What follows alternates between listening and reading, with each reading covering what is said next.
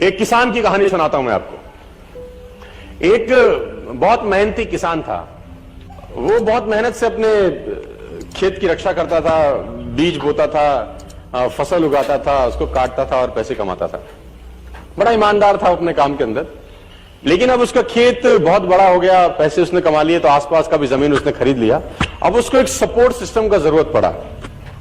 अब उसको लगा मेरे से अकेले से नहीं होगा, तो मुझे कुछ ना कोई आदमी चाहिए जो मेरी सपोर्ट कर सकता हो। तो उसने इंटरव्यू लिया 2-4 लोगों का कि यार क्या तुम मेरे खेत में मेरी सपोर्ट करोगे, ये तुम्हारा सैलरी है।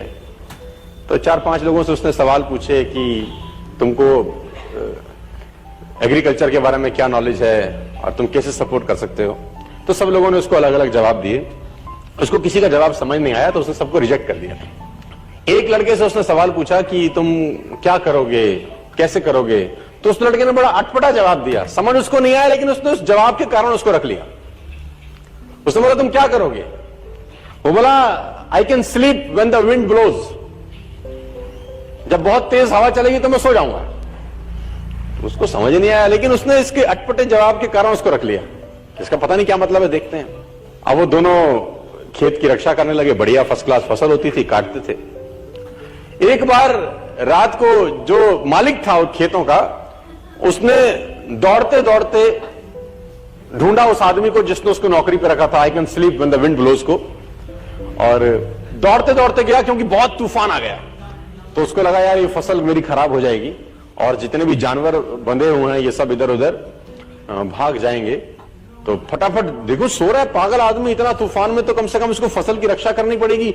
ऊपर कुछ डाले, कुछ करे, जानवरों को पकड़े, ये देखे। और वो अंदर गया तो वो आराम से मस्त सो रहा था।